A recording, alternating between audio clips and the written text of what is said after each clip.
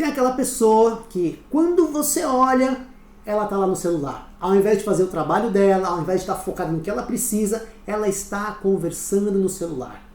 Como lidar com essa situação? Muito bem. Vamos entender uma coisa aqui. Não sei se vocês sabem, esse é um problema que está cada vez mais comum e tem até um nome para isso. Chama nomofobia, que é o vício no celular. Esse nome vem de no mobile fobia, né? Então assim, a pessoa não consegue ficar longe do celular, não consegue desligar, a pessoa ela não consegue deixar de ver as mensagens. Tem aquela pessoa que chega no nível tão alto que até para ir no banheiro ela leva o celular. Então isso é um problema real que afeta as pessoas e que afeta as empresas. A questão é como combater isso. Só que, líder, antes de falar para você como você vai lidar com isso na sua equipe, tá certo? Eu quero que você entenda algo muito importante, que é o seguinte. Você precisa fazer uma avaliação que é bastante importante.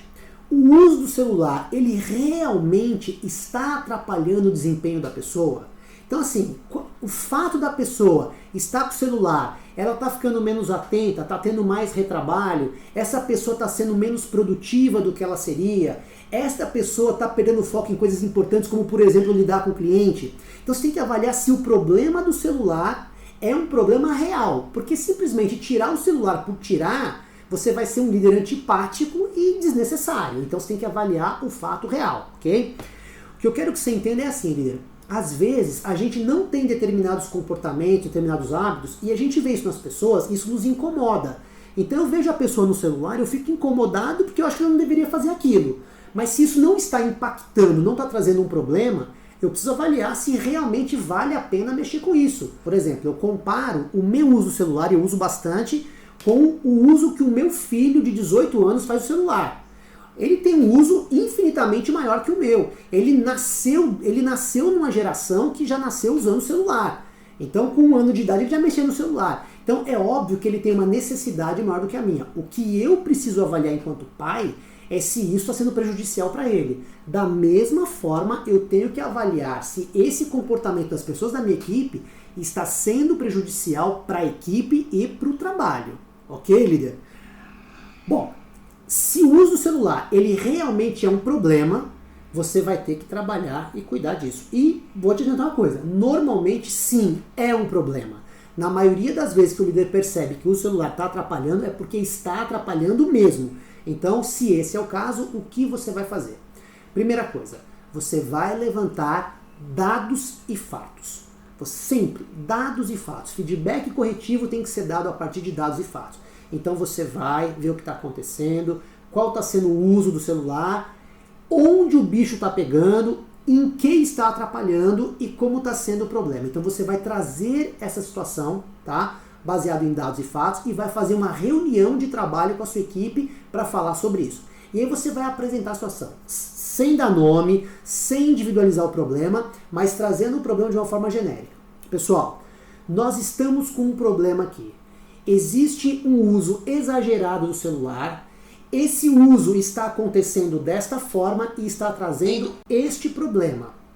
Esse é um problema da equipe e eu gostaria que vocês me trouxessem uma solução para isso. Então o que você vai fazer? Você vai jogar o problema para a equipe e pedir para que eles tragam a solução. Nossa, Flávio, mas será que eles vão trazer? Líder, eles vão trazer e vou te dizer mais. Provavelmente eles serão muito mais duros nessa solução do que você seria. Porque você jogou o problema para as pessoas. Então você vai pedir para que o seu time traga a solução para isso. Ok? Primeiro passo é esse.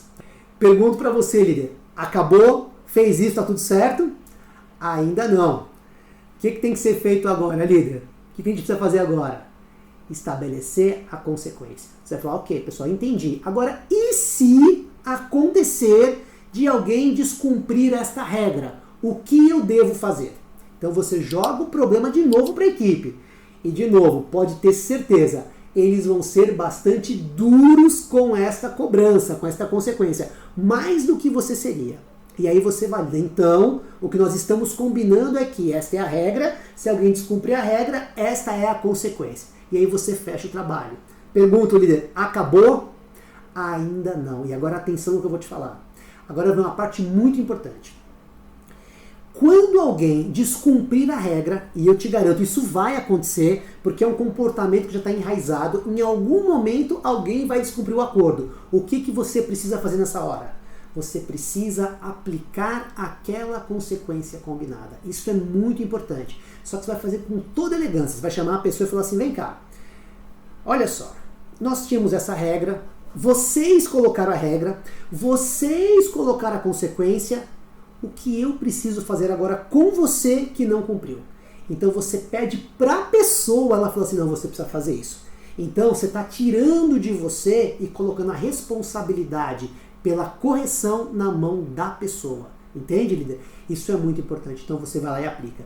E aí não dá para a pessoa reclamar com você, dizer que você é um problema. Não, porque está combinado. Combinado não sai caro.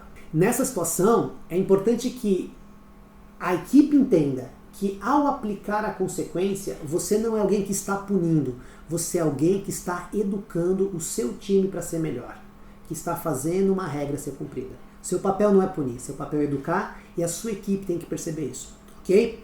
Bom, agora líder, é o seguinte, tem duas coisas aqui que são muito importantes que você entenda. Duas coisas que são muito importantes sobre isso, tá? 2 cuidados. Primeiro cuidado que você tem que ter é você avaliar se a consequência proposta para o grupo ela está adequada. Então, o que pode acontecer? Talvez a consequência que eles te sugiram seja uma consequência muito leve, que não resolve. E aí você vai ter que falar, olha pessoal, entendo, mas isso aqui não vai resolver o problema. Eu preciso que vocês sejam mais firmes nessa solução. Mas, líder, eu vou te garantir uma coisa. Raríssimas as vezes, quando você aplica isso, que a equipe vai trazer para você uma consequência muito leve. O problema é exatamente o contrário. É que normalmente as pessoas trazem uma consequência muito pesada. É uma punição muito pesada ou muito maior do que deveria para aquela falta que a pessoa está tendo. E aí você precisa calibrar de novo. Então, por exemplo, vamos imaginar que as pessoas falem assim, não, se alguém fizer, essa pessoa tem que tomar uma advertência por escrito. Não, você não vai dar uma advertência por escrito para a pessoa por causa disso. Então você fala, gente, não, calma, peraí, gente, menos, olha, peraí, vocês estão muito severos. Eu proponho que, se acontecer, eu vou dar uma advertência verbal para a pessoa. E se acontecer de novo, eu dou advertência por escrito. Então você calibra. Por quê?